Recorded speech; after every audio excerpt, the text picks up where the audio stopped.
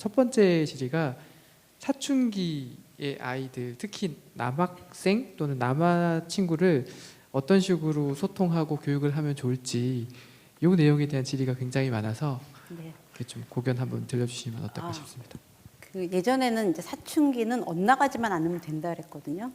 근데 엇나가지만 않으면 그러니까 학교에서 전화 안 오고 예, 밤에 경찰서에서 전화 안 오면 된다고 생각했는데 요즘 이제 소통을 원하시더라고요. 자, 근데 이제 혹시 중학생 아들 키우시는 분 계세요? 네, 걔네 카톡 보셨어요? 아, 친구들끼리 하는 카톡.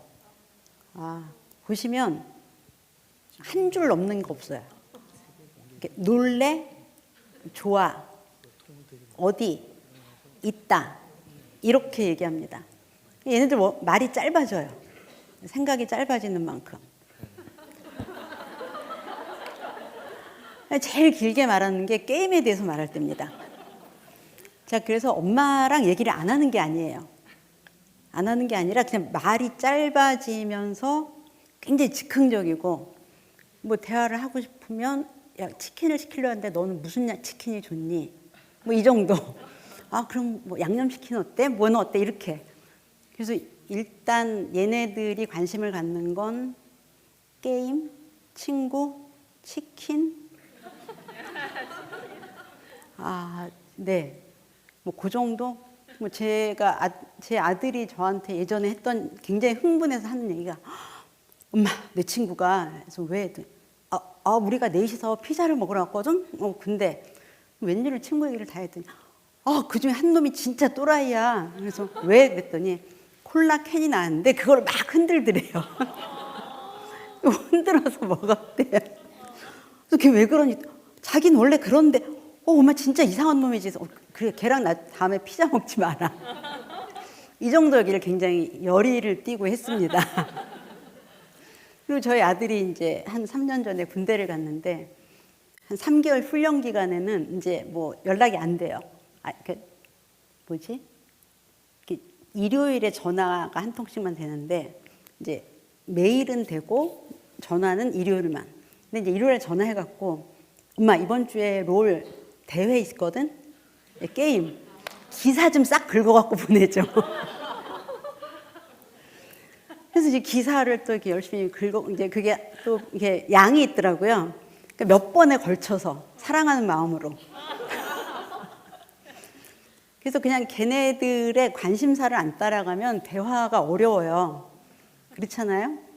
그러니까 또 뭐 요즘 뭐 아이돌 누구 좋아하냐 뭐 이 정도? 근데 이제 여자애들은 아이돌 얘기 길게 하는데 얘네는 뭐 요즘 아이돌 중에 유명한 우리 아들 얘기는 자기네 중학교가 낳은 제일 걸출한 뭐 여자 요즘 유명한 아이돌이라던데 뭐 그 정도? 아, 예쁘지 않냐? 나는 아닌데 뭐 이 정도. 네. 그래서 이렇게 얘기해 보면 진짜 영양가가 없고요. 재미도 없고요. 예, 그리고 짜증 납니다. 그래서 소통은 하지 마시고요. 아니, 소통은 얘가 내 말을 듣고 반응을 해야 되잖아요. 안 한다고요. 이제 뭐, 너 이제 네 나이면 앞으로 뭐 대학에 가서 뭘 하고 뭐 이런 얘기를 하면 알았어 이렇게 하거든요. 그러니까 그냥 엄마가 하고 싶은 얘기를 간단하고 짧게 지시형으로 하면서 치킨을 한 마리 사준다. 그냥 걔네들 뇌가 아동기 뇌에서 한번 무너져서 성인기 뇌로 가는데 이제 이 뇌의 많은 부분이 이제 즉흥적인 것만 남기고 다 없어져요. 예, 그래서 저희 아들이 어디 친구랑 갔는데 자기 길을 모르고 갔는데 앞에 누가 가서 계속 따라갔대요. 근데 걔가 너 왜 일로 와? 네가 가서 난 너 따라가는데 예, 별로 우리가 원하는 얘기 해주지 않아요. 두 번째 질의인데요. 그 조선미 교수님이라고 하면 정말 딱 타이틀처럼 떠오르는 첫 번째 단어가 단호한 육아법, 지도법인데요. 정말 현실 육아에서는 그게 가장 어렵다라고 하고 애잔한 마음도 있는 것 같은데 그에 대해서 한마디만 좀 더 해주시면 감사하겠습니다. 네. 그냥 훈육을 말로 가르친다고 생각해서 어려운 거예요. 훈육은 말로 가르치는 게 아니라 이 행동을 하게 만드는 겁니다. 자, 식탁에 와서 밥 먹어. 이제 이렇게 하면 이제 애가 언어는 알아듣잖아요. 식탁에서 밥 먹는 게 뭔지. 근데 이제 많은 애들이 훈육이 안 되는 이유가 언어를 이해하는 뇌하고 일어나서 움직여서 식탁에 앉는 뇌하고 따로 떨어져 있어요. 근데 어른들은 계속 이걸 하니까 이 말을 하면서 동시에 이 행동을 해요. 근데 이제 아이들은 이 말을 들었어, 알았어, 끝입니다. 이 행동하고 연결이 안 돼 있어요. 이제 연결을 학습이라고 하는데, 그래서 훈육은 이 말과 동시에 예를 하게 해야 돼요. 그래야지 훈련이 되는 겁니다. 근데 많은 분들이 말을 되게 많이 해요. 그러니까 이제 애들이 여기만 세지는 거예요. 안 움직입니다. 계속 그냥 이렇게 가먼이설로 꼬이거나, 그렇죠? 센 말로 뭔가 욕을 하거나 그런다고 움직이는 게 아니라 말과 동시에 행동. 이거를 계속. 그래서 나와서 밥 먹어. 안 했으면 이제 가서 이렇게 데리고 오셔. 왜 안 하세요? 그게 안 되시나요? 이제 제가 저희 딸이 이제 한 4살부터 이제 그거 했는데 이렇게 나와서 밥 먹어 해갖고 안 하면 바로 데리고 나오고요. 나와서 밥 먹어 하는데 뭐 하고 있으면 이렇게 일단 집어서 치우고, 왜냐면 놀고 있으면 안 되죠. 놀고 있으면 안 나오잖아요. 어떤 분은 이제 테레비 보고 있는데 밥 먹어 이렇게 하면은 테레비를 꺼주지 않으면 안 나옵니다. 그러니까 이제 이 아이가 이 행동을 어느 날은 습관적으로 해야 돼요. 그렇죠? 급식 시간이야 가서 식당에 가서 밥 먹어요. 그럼 이렇게 하던 거 다 내려놓고 가야 되잖아요. 근데 그걸 여기서 하는데 선생님이 급식 시간이니까 식당에서 밥 먹어라고 할 때 그 말을 듣고 일어나려면 집에서 그 훈련이 돼야 되는 거예요. 근데 안 일어나잖아요. 일으켜야죠. 어려운 거 있나요? 근데 많은 분들이 말을 해서 들어야 된다고 생각해서 그래요. 만약 말을 해서 들으면 애기한테 야, 네 기저귀 네가 가라 이렇게 할 수도 있잖아요. 그렇죠? 예, 야, 기지 말고 걸어. 언어는 언어 중추에서 다루는 거예요. 그러니까 말을 이해하는 것과 그걸 행동 많죠. 다이어트를 하려면 저녁을 굶으세요. 이 말이 어렵나요? 하나도 안 어려워요. 자, 근육을 만들려면 근데 웨이트 트레이닝 하세요. 근데 말을 이해하는 것과 그 말을 행동으로 옮기는 건 하늘과 땅 차이예요. 또 이거를 잘 할수록 위인에 속합니다. 위인. 네. 나 오늘 애한테 화내지 말아야지. 그래서 화를 안 내면 성자급이에요. 그렇죠? 근데 애들은 이제 그걸 1% 배운다는 거죠. 근데 빨리 배우는 건 짧은 시간 안에 동시에 이걸 할 수 있게.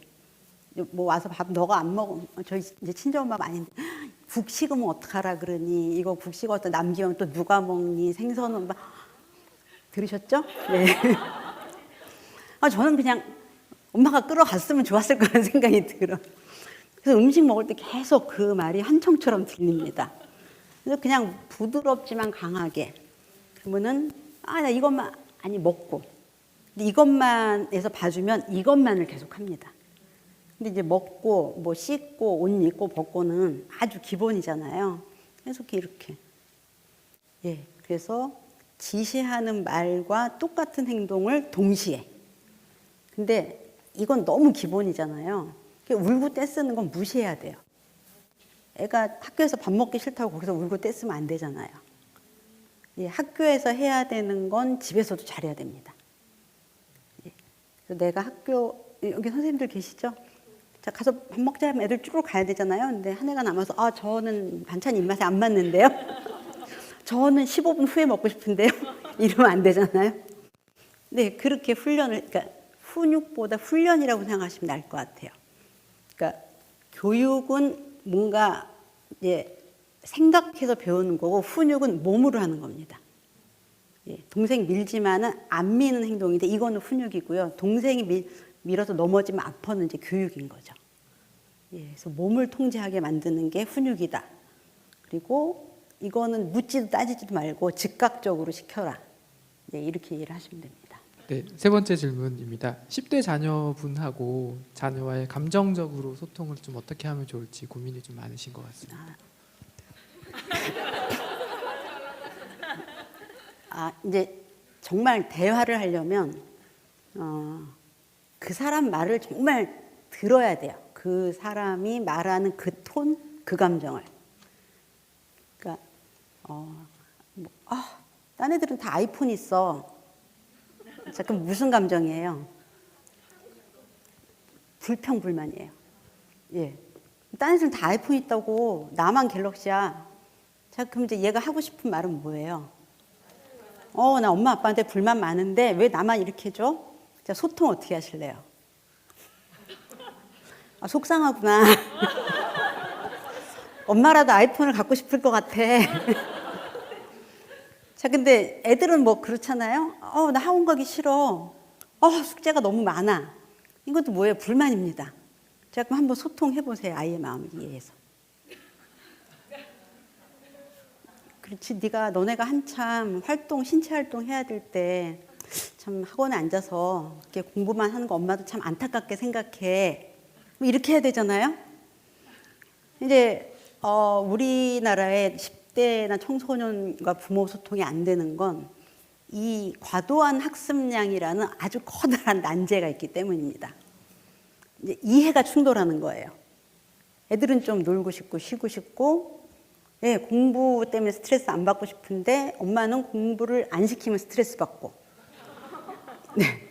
그러니까 이게 소통은 그래, 네가 힘들겠다. 이렇게 내가 말해줄 수 있을 때 하는 겁니다. 뭘 하고 싶으세요? 혹시 10대하고 소통, 10대 있으신가요? 저는 그래서 10대 때 이렇게 딱 눈치 봐서 날 필요로 하지 않으면 방에 들어가 있었어요. 아니, 왜냐면 이제 그 중학생인 아이들이 엄마한테 하고 싶은 말이 뭐가 있겠어요? 네, 그러니까 이제 불만이 많으니까 피하고, 그 다음에 뭐, 엄마, 나 사진 사도 돼? 뭐 이렇게 하면, 용돈 있잖아. 모자른데? 다음 주 거 땡겨줄게. 뭐 요 정도? 그러니까 얘네들은 지금 마음이 120% 밖에 친구한테 가 있어요. 그리고 사실은 친구하고 소통이 안 되면 이건 엄청나게 큰 문제입니다. 예, 친구 없어 학교를 못 다녀요. 소통의 에너지를 다 바깥에서 써요. 그리고 이제 집에 오면은 여자들 말 되게 빠른 거 아시죠? 빠르고 막 유행어 많이 섞어 쓰고. 근데 이제 거기서 엄마하고 말하려면 이제 논어를 읽어주는 것 같은 거죠. 뭐 세계 평화를 위해서 네가 할 수 있는 게 뭐 있니? 그래서 소통을 하시려면 다 들어준다. 다 들어줄 마음이 아니면 시도를 그냥 한 3번 얘기하면 거봐, 내 이럴 줄 알았어. 뭐 이렇게. 그래서 혹시 잘하시는 분 있으세요? 그러니까 여러분이 못하시는 게 아니고 너무 이해가 첨예한 두 집단이에요. 얘는 비싼 거 갖고 싶고 공부는 덜 하고 싶고 엄마는 돈을 덜 쓰고 싶고 공부는 많이 하고 싶고. 그래서 이거는 내 시어머니하고 며느리보다 더 합니다. 네, 그냥 밤에 이제 얘가 막 이렇게 밤늦게 왔을 때 피곤하지? 요 정도 소통이면 되는 것 같아요. 가방이 무겁구나. 그리고 나 다닐 땐 더 무거웠어. 과도한 학습량, 교육부만 잘하면 될 것 같습니다. 마지막 질문 하나만 더 드리겠습니다. 그 마지막, 독립적인 아이나 책임감이나 자존감이 높은 아이로 좀 키우려면 어떤 식으로 좀 조언을 해주시면 좋을까 싶습니다. 이제 요즘 아이들이 이제 늦게까지 부모한테 의존을 한다고 하는데, 독립심은 그걸 혼자 하는 거예요. 그렇죠? 혼자 하고 이걸로는 안 되고요. 혼자 책임을 져야 됩니다. 뭐 이런 거 있죠. 나 학원 끊고 혼자 할게. 네. 뭐 참 좋은 얘기잖아요. 돈도 세이브되고. 그럼 이제 네가 혼자 공부하면 학원 다닐 때랑 같은 성적을 내야 되는 거예요. 근데 그냥 대부분 학원을 안 다니겠다는 거죠. 그러니까 독립심이 강하려면 독립적으로 행동하도록 기회를 주고 그 결과는 깐깐하게 따져야 됩니다. 자, 근데 이제 많은 분들이 맡길 수가 없다고 생각을 하는 거죠. 그래서 이제 공부는 좀 아닌 것 같고요. 저희 딸이 이제 중학생이 되면서 모든 여중생이 그렇듯이 옷에 관심이 많아졌습니다. 저는 또 모든 엄마들이 그렇듯이 돈이 참 아깝다는 생각이 들었어요. 이제 뭐 무슨 브랜드에 뭐 막 이래갖고 한번 이제 뭐 옷 사러 가면은 정말 볼 걸 못 볼 걸 다 보이면서 네. 그래서 이제 뭘 사러 갈 때마다 제가 너무 스트레스인 거예요. 그래서 뭐 야, 4만 원은 너무 비싸지 않니? 2만 5천 원짜리도 괜찮은데? 뭐라지? 너 이거 똑같은 색 바지인데 왜 또 사? 뭐 똑같아. 엄마가 보기엔 까만색 바지가 몇 개, 20개쯤 되는 것 같아요 지금. 톤이 다르대요. 됐어, 알았어. 이러는데 이게 그 당시에 이렇게 해서 제가 이제 이럴 일이 아니다 싶어서 뭐 봄, 가을, 여름, 겨울 이렇게 제가 대략 옷값으로 쓰는 돈을 이렇게 대충 합산해서 그걸 이제 나누어서 계절별로 목돈을 줬어요. 뭐 겨울엔 30만 원, 뭐 여름에 20만 원. 그리고 자, 이거 갖고 네가 마음대로 사고 그 이상은 안 사줘. 이제 그렇게 줬죠. 주니까 그때부터 인터넷을 검색해서 10,000원짜리만 사 입더라고요. 그리고 엄마 10,000원짜리도 괜찮은데 왜 애들이 비싼 걸 사 입는지 모르겠어. 뭐 이제 그렇게. 그러니까 제가 재량을 옷에 대한 재량을 다 주고 엄마랑 다닐 때 살 정도의 돈을 주고 네가 사 입고 결과는 네가 책임져. 더 사주지 않아. 저희 딸은 요즘도 싼 거를 사 입습니다. 네, 그래서 이렇게 할 거면은 이제 독립심이 생깁니다. 네, 그래서 내가 얘한테 넘겨줄 걸 넘겨주고 알아서 하게 하고 결과는 네가 책임지게 하고. 뭐 이게 저는 사실 대중교통도 많이 사용하게 해야 된다고 생각해요. 이 대중교통 타면서 배우는 거 되게 많거든요.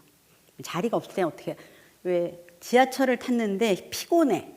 누가 일어날 것 같은가? 이런 굉장히 중요한 기술 아닌가요? 나 멀리 가야 되는데 택시를 계속 타면 너무 비싸. 어디에서 중간에서 갈아탈까? 이런 게 굉장히 문제 해결에 중요해요. 그렇죠? 근데 그냥 데려다주고 데리고 오고 뭐 학교 왔다 갔다 하면 그런 게 안 생겨요. 그래서 이게 짧게라도 세상하고의 접촉면을 늘려줘야 됩니다. 저희 이제 애들을 이렇게 용돈을 주면서 이제 간식은 안 사줄 거야. 니네가 알아서 사 먹어 했더니 저희 아들이 그때 초등학교 3학년인가 4학년인데 동네를 다 돌아다니면서 아이스크림 할인점을 찾았어요. 그래서 막 이거 좀 2개에 얼마야 막 이러면서 그러니까 그거죠. 뭔가 재량을 줬을 때 더 좋은 아웃풋을 내기 위해서 얘가 머리를 쓰게 하는 거. 그게 이제 자발적이고 독립적인 적응력의 개발이죠. 네, 시키려면 시킬 거 많습니다. 네. 2 자녀를 양육 중입니다. 초등학교 6학년 남자아이, 초3 여자아이. 두 아이가 다툴 경우 누구의 편을 드는 것이 어려운데 현명하게 두 아이의 마음을 풀어주는 방법이 있을까요? 네. 일단 몇 가지 단어를 제가 빼겠습니다. 현명하게. 예, 아까 제가 있잖아요. 이런 엄마 되고 싶었는데 안 됐다 중에 하나입니다. 현명하게가. 그다음에 또 하나 마음을 풀어주는 없습니다.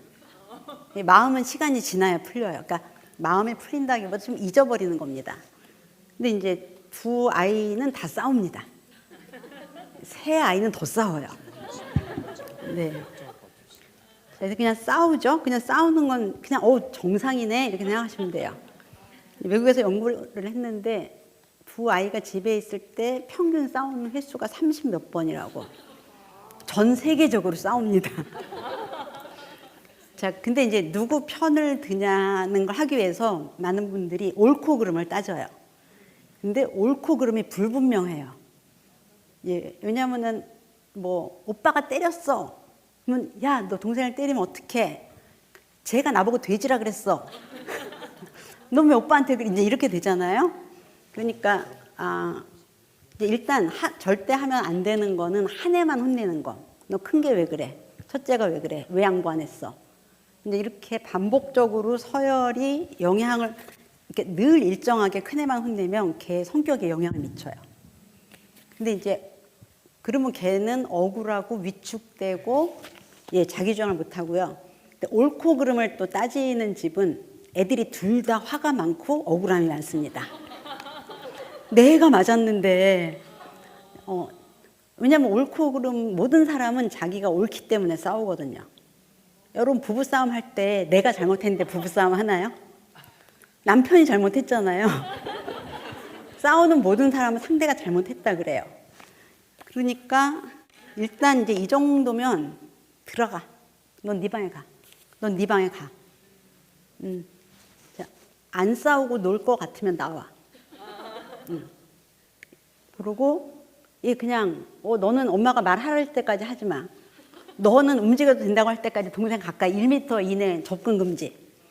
이렇게 해서 그냥 그 상황을 빨리빨리, 그러니까 말을 많이 하면 그만큼 감정을 많이 건드립니다.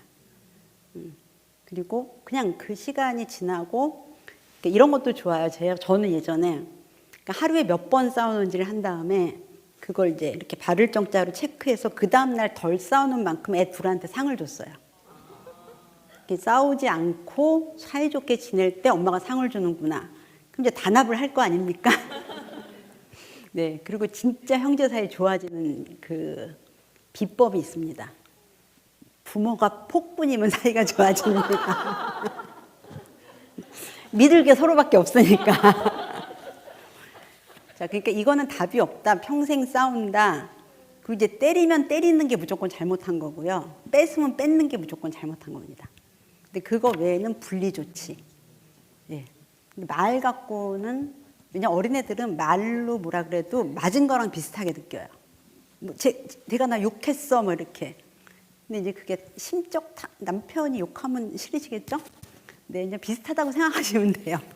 그래서 아마 그리고 이제 이 초등학생 6학년이라니까 중학생이 되면서 동생한테 관심이 없어지기를 바라는. 네, 제가 좀 빌어드리겠습니다.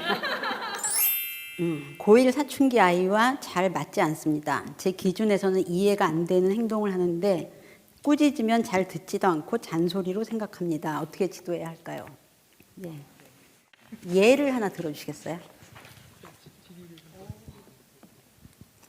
예를 들어서, 그러니까 좀 저는 이렇게 아이가 좀 이렇게 예의 바르고 말도 좀 곱게 하고 했으면 좋겠는데 이제 예비 고1이다 보니까 말에도 이제 비속어와 욕들이 막 섞이고, 그리고 이제 다른 사람을 얘기할 때 좀 함부로 얘기한다라는 생각이 들 때가 있거든요. 그래서 그 말의 내용을 가지고 서로 대화를 하기보다 이제 제가 막 너 그렇게 말하면 안 되지, 너 욕하면 안 되지, 비속어 쓰면 안 되지, 이런 식으로 얘기를 하다 보니까 아이랑 이렇게 소통이 너무 어렵고, 그래서 제가 항상 아이를 제대로 키우고 있는 게 맞는 건가? 이거를 내가 안 잡아줘도 되는 건가? 이런 욕이나 비속어는 누구를 향한 건가요?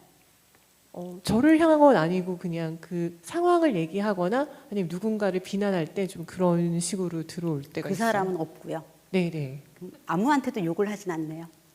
근데 네, 그쵸. 근데 듣는 제가 이제 그게 너무 불편한 거죠. 그 상황 자체가. 남편 혹시 그렇게 얘기 안 하나요? 남편은 그렇게 얘기를 하지 비속어 않아요. 안 써요? 네. 그냥 뭐 씨, 존 뭐 이런 걸로 시작되는 말을 쓴다는 거죠.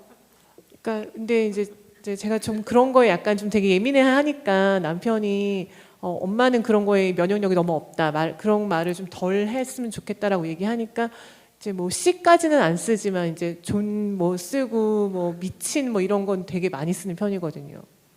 그 말이 많이 괴로우세요? 좀 그러니까 그런 얘기를 하다 보면 제가 걱정되는 거는 얘가 내 앞에서 이러는데 나가서 그러지 말라는 법이 있을까? 안 해요. 밖에서. 그냥 뭐지? 저희 아들도 가끔 존 어쩌고 하는 것 같은데 군대도 잘 갔다 오는 거 보니까 밖에서는 안 하는 것 같습니다. 지금 이제 중3이면 또래끼리 그 한 문장에 굉장히 여러 개가 들어갈 거예요. 그리고 씨를 안 넣는 건 정말 엄마에 대한 존중인 것 같아요. 근데 이제 걔가 진짜 잘못했거든. 이렇게 우리는 그래. 걔가 정말 이상해. 근데 남자애가 걔가 정말 이상해. 그럼 정말 이상하지 않나요?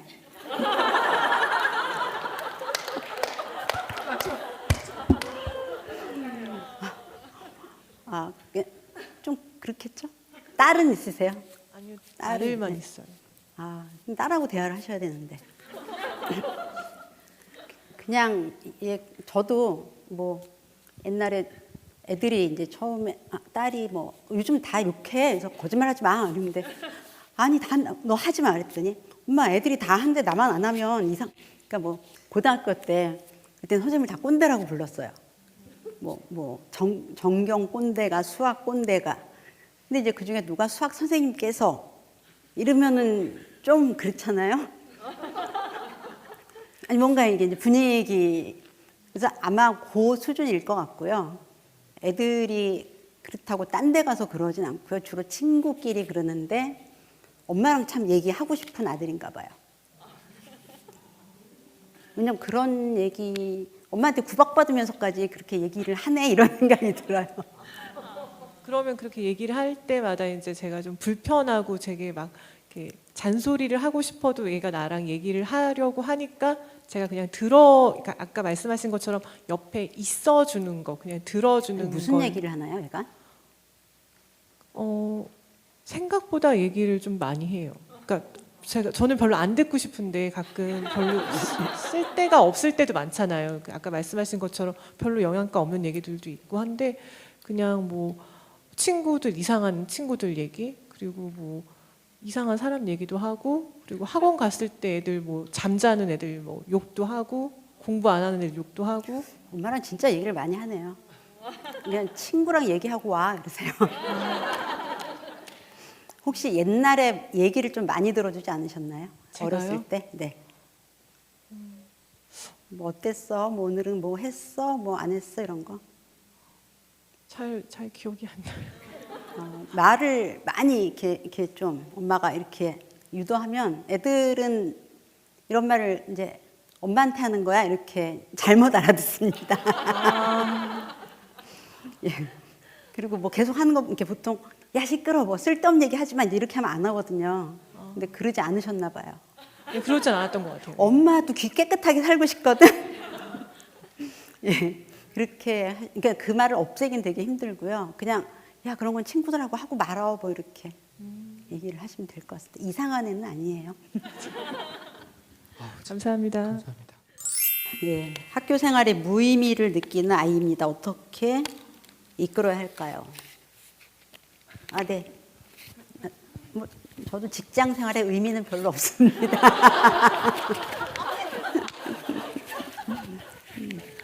아까 강의 들으면서 다 저의 문제인 것 같았습니다. 그래서 몇 답을 학년이에요? 고3임 이제 고3 올라갑니다. 예, 그러니까 사회에 나오면 그거를 쓸 수 있는 그런 게 아닌데 왜 굳이 이거를 배워야 되는지 뭐 이렇게 얘기를 합니다. 이제 학교 생활 좀 잘하게. 근데 아까 강의 들으니까 다 저의 탓인 것 같습니다. 그냥 공부를 못 하나요? 공부에 흥미도 없고 그냥 학교에 저는 이제 그래서 제발 고등학교만이라도 졸업을 해달라 그 정도로 이제 흥미는 다 없다고 제가 말씀드렸죠. 흥미는 없고 그럼 학교를 안 다니겠다 그러나요? 2학년 때 이제 자퇴까지 하고 싶어 하는데 어떻게 또 얘기를 잘해서 이제 학교는 꼭 다니게끔 자기도 이제 다니겠다고 그렇게는 얘기는 하는데 이제 저의 걱정이 아까 처음에 그 걱정 제가 제 안에서 그런 걱정을 많이 해서 그게 문제가 된 것 같습니다. 무슨 걱정이요? 예? 애가 잘 했으면 하는데 예, 그거는 기대와 욕심 아닐까요? 예, 그랬던 것 같습니다. 예, 걱정은 사실 잘 나쁜 일이 안 생겼으면인데 공부를 못하는 걸 나쁜 일이라고 생각하면 걱정을 엄청 하는 거죠. 예, 그래서 그냥 아이는 내가 끝까지 고3까지 맞춰도 엄마가 만족하지 않을 거야 이런 마음이 있지 않을까 싶어요. 그래서 그 결과까지 기다리느니 의미 없어 이렇게 느끼지 않을까요? 어머니가 이제 학교를 안정적으로 다니면 엄마 나 수학을 잘해볼래 이러기를 바랄 수 있거든요. 근데 이제 고3인데 갑자기 막 수학이 사랑스러워질 수는 없잖아요.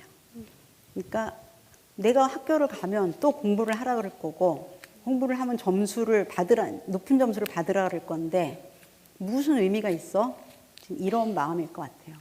졸업장만 따자 이렇게 가능하시겠어요?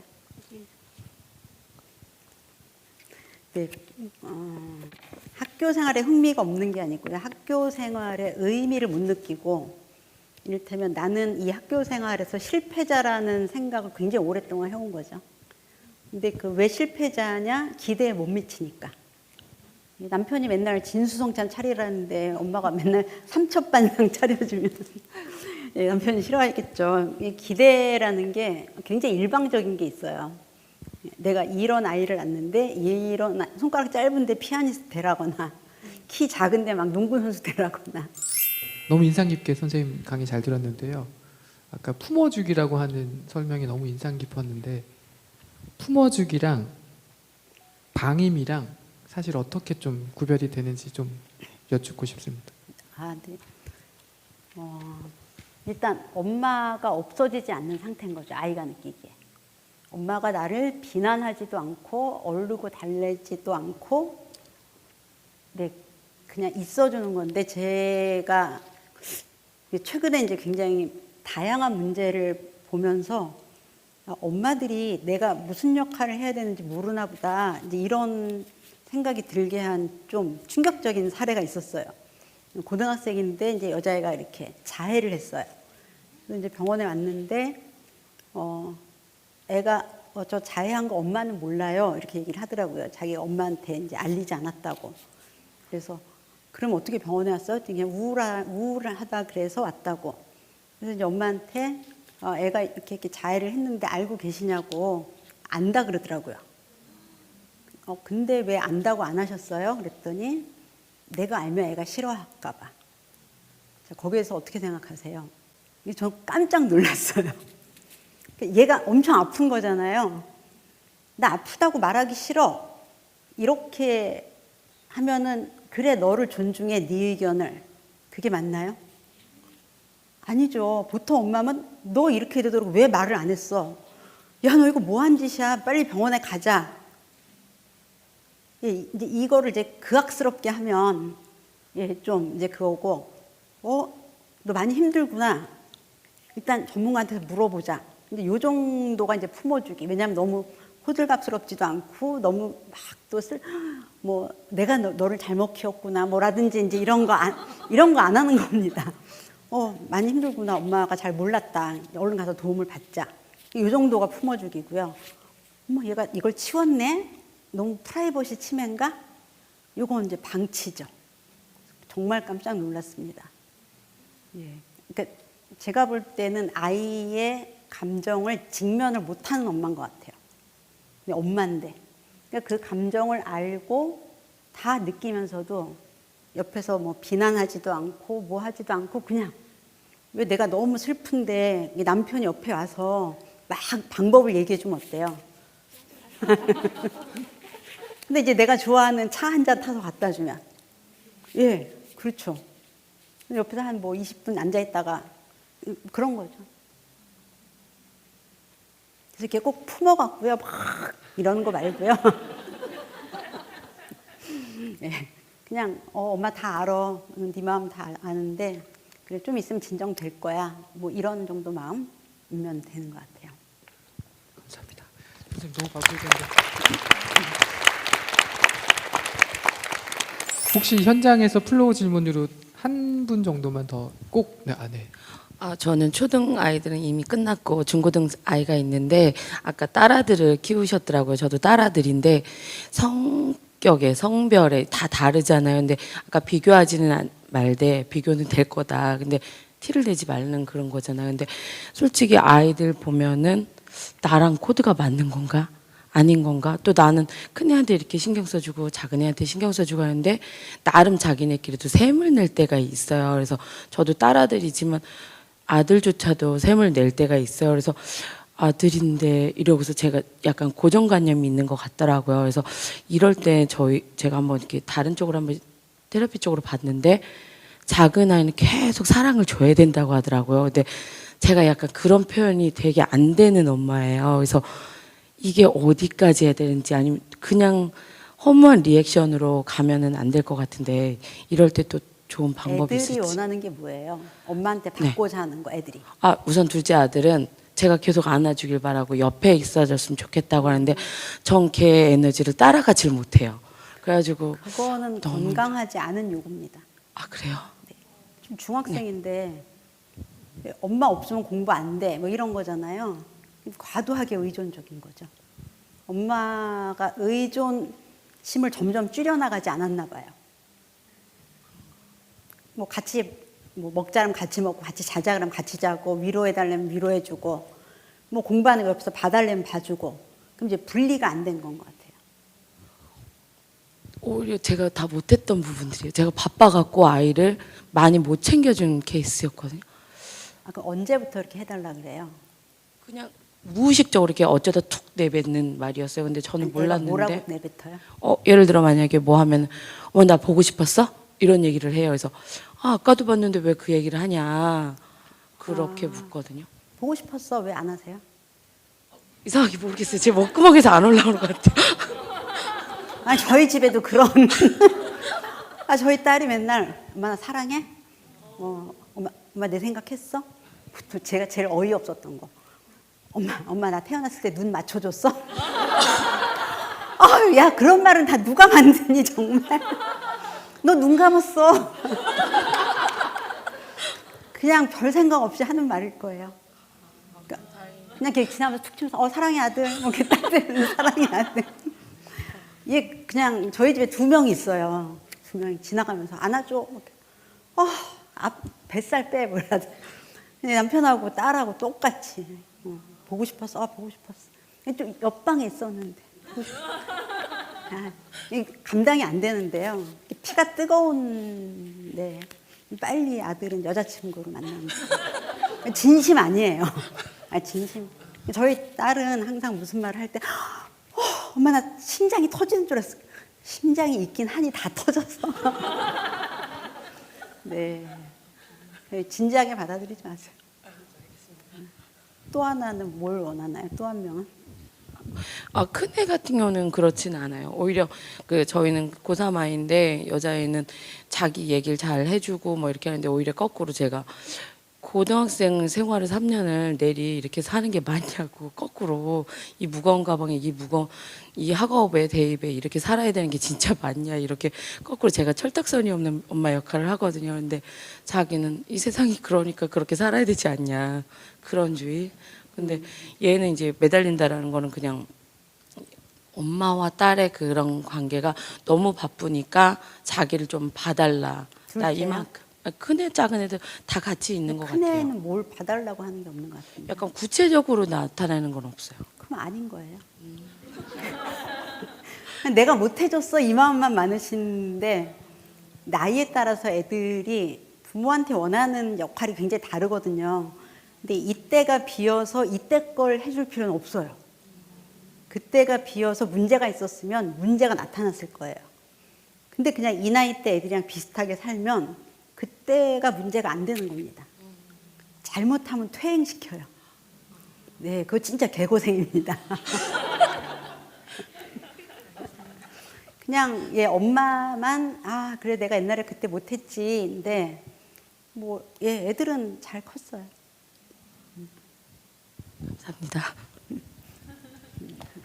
네. 조 교수님 바쁘실 때 처음에 모셨을 때 저희가 간곡하게 부탁을 드릴 때 현재 대한민국에서 육아 분야, 교육 분야에서 넘버원이시다라고 이렇게 정말 정중하게 레터를 보내드렸는데 오늘 강연을 들어보니 정말 교육부에서 공식적으로 가장 최초로 손을 내밀 만한 최고 1인자신 것 같습니다. 정말 큰 박수 한번 맞아가지고. 네, 고맙습니다. 바쁘신 중에 현장 참석해 주신 분도 감사드리고 정말 솔루션 제대로 주셨던 조 교수님 정말 감사드립니다. 먼 길 와주셔서 감사 정말 여러분께 많이 드리고요. 그리고 함께학교 플랫폼도 여기는 지금 그렇게 많이 오시지 않으셨지만 앞으로 더 많은 분들이 오실 거라고 생각을 하고 조 교수님 강의 이어서 또 다음 더 좋은 저도 함께학교 구독하겠습니다. 네. 감사합니다. 조 교수님을 다른 방법으로 또 한 번 또 모시도록 하겠습니다. 네, 죄송하지만 큰 박수 한 번만 더 부탁드립니다. 네.